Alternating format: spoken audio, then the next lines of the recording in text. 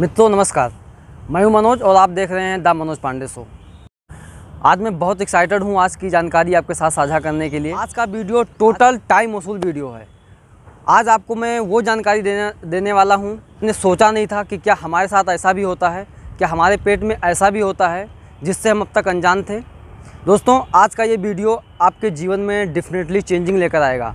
आज का वीडियो आप 1 सेकंड बिना स्किप किए हुए देखिएगा, क्योंकि आज का ये वीडियो आपके जीवन को स्किप होने से बचा सकता है। तो आइए देखते हैं इस रिपोर्ट में। दोस्तों, शरीर को स्वस्थ बनाए रखने के लिए पाचन तंत्र का सही होना बेहद जरूरी है।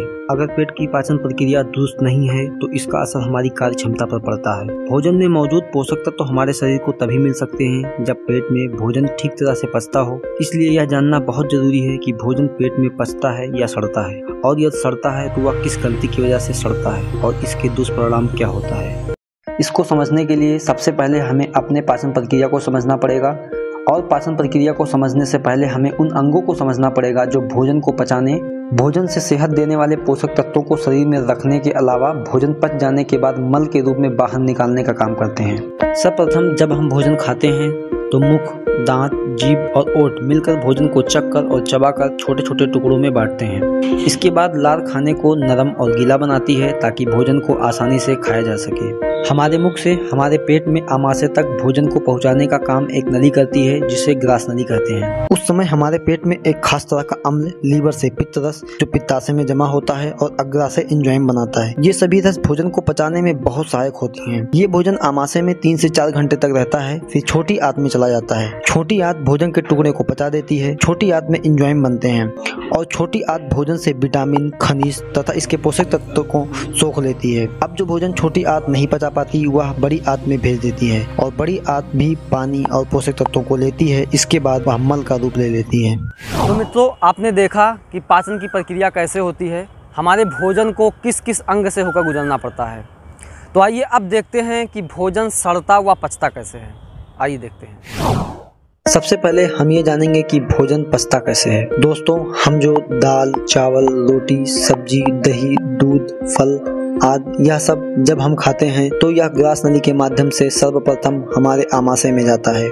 आपने तो जठराग्नि का नाम सुना ही होगा। आमाशय को संस्कृत में जठर और हिंदी में आमाशय कहा जाता है, और खाते वक्त आमाशय में अग्नि जलती है जिसे मिलाकर जठराग्नि कहते हैं, जिसमें पाचक रस निकलते हैं। ये अग्नि खाना खाने से लेकर पचाने तक जलती रहती है। यह एक ऑटोमेटिक प्रक्रिया है। यह जब तक हमारे भोजन को पचा नहीं देती तब तक जलती रहती है। ये प्रकृति का एक अनोखी रचना है। अब भोजन आमाशय से निकलकर छोटी आंत बड़ी आंत से होते हुए बाहर मल के रूप में निकल जाता है, जिसे हम पचने की क्रिया कहते हैं। आयुर्वेद के अनुसार जब पेट में जठराग्नि जलेगी तो भोजन पचेगा, और जब भोजन पचेगा तो उसमें से रस निकलेगा, और इस रस से रक्त, मांस, मेद, हड्डी, मज्जा और आखिर में वीर्य का निर्माण होता है। यहाँ एक बात ध्यान देने योग्य है कि वीर्य का निर्माण बहुत लंबे प्रोसेस के बाद होता है, इसलिए हमें इसकी सुरक्षा बहुत जरूरी है। अब हम जानेंगे कि दूसरी प्रक्रिया जिसे फर्मेंटेशन यानी भोजन का सड़ना, ये कौन सी गलती की वजह से होता है। जैसा कि हमने पहले बताया कि जब भोजन आमाशय में आता है तो जठराग्नि जलती है जिससे पाचक रस बनते हैं। हम यहाँ गलती करते हैं, खाना खाने के तुरंत बाद पानी पी लेते हैं, और कुछ लोग तो खूब ठंडा पानी पी लेते हैं। तो आप सोचिए कि जैसे ही हमने भोजन किया हमारी जठराग्नि जली और फिर हमने पानी पी लिया। जो जठराग्नि जलती है और पाचक रस निकलते हैं, पानी के पहुँचने से वह अग्नि मंद या धीमी पड़ जाती है, जिससे पाचक रस बनना कम हो जाता है और भोजन को पचाने की प्रक्रिया में काफी बाधा उत्पन्न हो जाती है, जिससे हमारे द्वारा खाया हुआ भोजन पचने के स्थान पर सड़ने लगता है। और जब यह भोजन सड़ता है तो हमारे शरीर में 103 गंभीर बीमारियां जन्म लेने लगती हैं, जैसे पेट का साफ न रहना, कब्ज की समस्या, बार बार सीने में जलन, अधिक थकान महसूस होना, काले रंग का मल आना, भूख कम लगना जैसी छोटी छोटी बीमारियों से लेकर uric acid, cholesterol, heart attack, fissure, piles, बवासीर तक गंभीर बीमारियां होने लगती हैं। तो मित्रों, आपने देखा कि भोजन पचता कैसे है और वह किन गलतियों की वजह से सड़ता है, उसके बाद में हमें कौन कौन सी बीमारी। अब यहाँ एक सवाल उठता है कि क्या खाने के बाद कुछ पिया जा सकता है।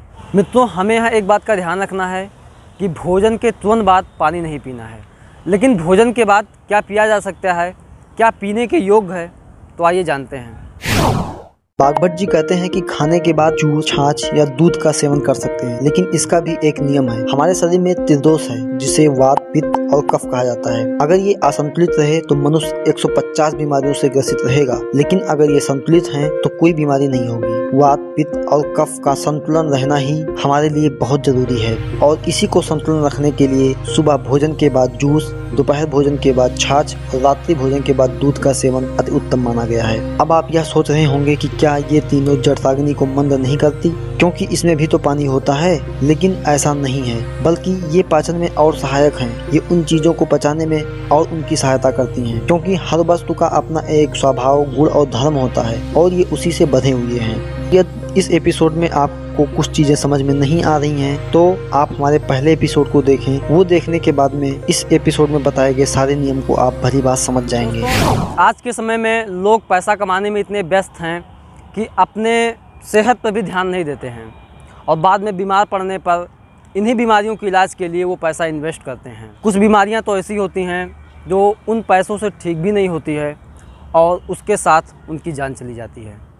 जीवन बहुत मूल्यवान है, इसको व्यर्थ मत जाने दीजिए। मित्रों, समझदारी इसमें है कि हम जागरूक बनें, अपने परिवार को जागरूक करें, अपने समाज को जागरूक करें, जिससे वो निरोगी रहें, उन्हें भी इसका लाभ मिल सके और अपने मेहनत के उन पैसों को अच्छी जगह पर लगाएं, जिससे उनका और उनके परिवार का भविष्य उज्जवल हो सके। अगर आपको ये जानकारी अच्छी लगी हो तो ये वीडियो उन लोगों के साथ साझा कीजिए जिनके आप शुभचिंतक हैं और समाज के उन वर्गों के साथ जो इस जानकारी से अनजान हैं, क्योंकि आपका एक प्रयास किसी के जीवन में बहुत बड़ा बदलाव ला सकता है। दोस्तों, हम फिर मिलेंगे अगले एपिसोड में एक नई जानकारी के साथ। तब तक के लिए हम आपसे विदा लेते हैं। खुश रहिए, मुस्कुराते रहिए, सुरक्षित रहिए। नमस्कार।